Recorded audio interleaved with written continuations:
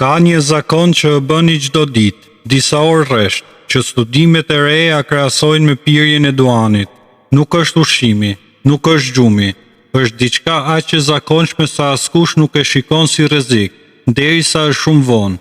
Sipas studimeve mjekësore, njerëzit që ulen mbi 8 orë në ditë kanë deri në 40% më shumë rrezik për vdekje të parakoshme, edhe nëse bëjnë ushtrime çdo ditë.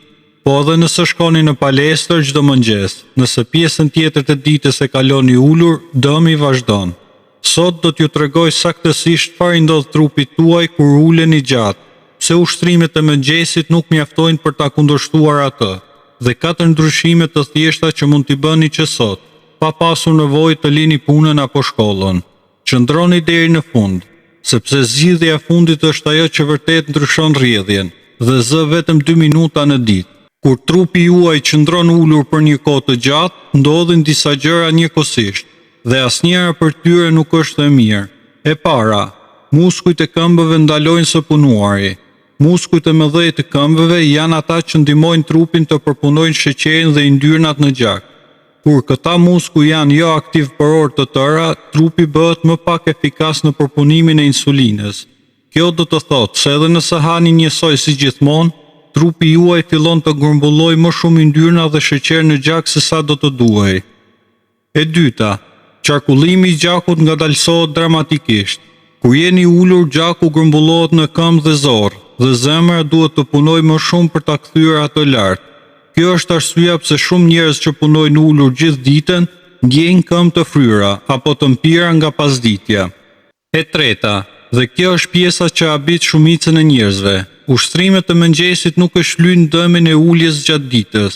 Dikush që bën 45 minuta palestër në mëngjes, por pastaj ulet 9 orë në zyrë, ka pothuajse të njëjtin rrezik shëndetësor si dikush nuk bën fare ushtrime.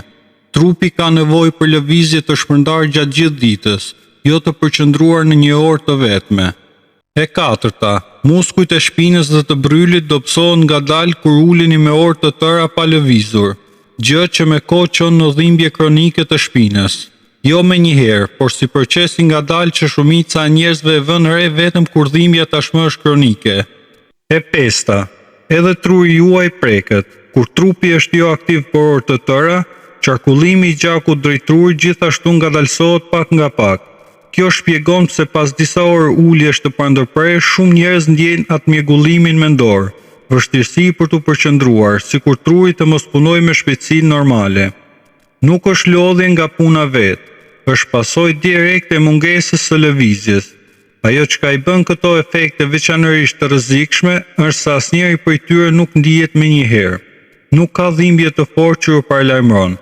Dëmi grumbullohet ngadalë, vit pas viti, derisa një ditë shfaqet si presion i lartë, diabet tipi 2 apo dhimbje kronike shpine, dhe atëherë duket sikur ka ardhur papritur, ndërkohë që në fakt është akumuluar për vite me radhë nga i njëjti zakon i përditshëm.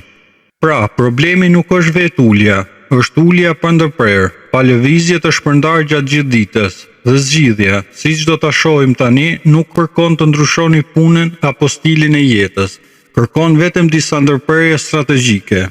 Zgjidhja e parë, rregulli 30-3. Çdo 30 minuta ngrihuni për të paktën 3 minuta. Mund të jetë thjesht të ngriheni për të pirë ujë, të ecni deri te dritarja, ose të bëni disa shtrirje të thjeshta. Kjo ndërprerje vogël mjafton për të reaktivizuar muskujt e këmbëve dhe për të ndihmuar qarkullimin. Vendosni në alarm në telefon nëse është nevojshme derisa të bëhet zakon natyral. Zgjidhja 2. Ecja pas vakteve. Nëse mund të ecni vetëm 5 minuta pas drekës ose darkës, kjo ndihmon trupin të përpunojë sheqerin në gjak shumë më mirë se sa nëse uleni menjëherë pas ngrënies.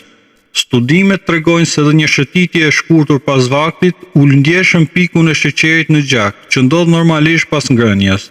Nëse jeni në zyrë dhe s'keni mundësi të dilni jashtë, mjafton edhe të ecni disa herë nëpër korridor, ose të bëni disa xhiro rreth tavolinës tuaj. Nuk ka rëndësi distanca, ka rëndësi vetë lëvizja e muskujve pas ngrënies. Zgjidhja 3.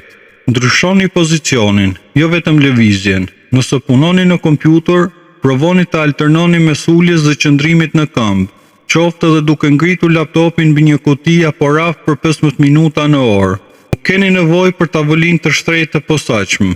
Çdo ndryshim pozicioni ndihmon. Edhe thjesht të ndryshoni mënyrën si uleni, herë me këmbë të kryqëzuara, herë drejt, herë pak të kthyer anash, jep trupit sinjale të vogla lëvizje që ndihmojnë qarkullimin, edhe pse mbeteni teknikisht ulur. Zgjidhja 4. Dhe kjo është pika kryesore e videos, dozat e vogla të lëvizjes. Në vend që të mendoni për ushtrime si një blok i vetëm për 30-45 minutash në mëngjes, shpërndajeni gjatë ditës në doza të vogla. 2 minuta që ulu çdo 2 orë, ose të ngjiteni shkallët në vend të ashensorit disa herë në ditë. Kanë efekt shumë më të fortë se një seancë vetme e gjatë në mëngjes. Kjo është arsyeja pse dikush që lëviz pak, por shpesh gjatë gjithë ditës, shpesh është më i shëndetshëm se dikush që bën 1 orë palestër dhe pastaj ulet gjithë pjesën tjetër të ditës. Zgjidhja 5. Shtrirjet e shpinës. Nëse ndjeni shtrëngim në shpinë pas orëve të uljes, 2 minuta shtrirje të thjeshtë, duke përkulur shpinën përpara dhe mbrapa ose duke rrotulluar supet, mund të parandalojë ngrumbullimin e tensionit që me kohë kthehet në dhimbje kronike. Zgjidhja 6. Lidhni lëvizjet me gjërat që tashmë i bëni. Shumica njerëzve e braktisin një zakon të ri sepse harrojnë ta bëjnë. Zgjidhja është ta lidhni lëvizjen me diçka që tashmë e bëni automatikisht. Për shembull, çdo herë që flisni në telefon, ngrihuni dhe ecni gjatë bisedës. Çdo herë që prisni ujin të vlojë për kafe, bëni disa shtrirje. Kjo mënyrë e lidhjes e bën lëvizjen pjesë natyrale të ditës, jo një detyrë shtesë që duhet mbajtur mend veç e veç. Këto 6 zgjidhje nuk kërkojnë kushtesë të konsiderueshme, kërkojnë vetëm vëmendje ndaj diçkaje që tashmë po bëni gabim çdo ditë pa ditur.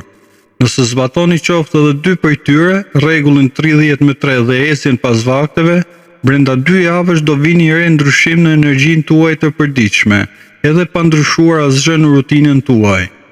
Tani më thoni sinqerisht në komente, sa orë në ditë kaloni ulur, në punë, në shkollë apo në shtëpi.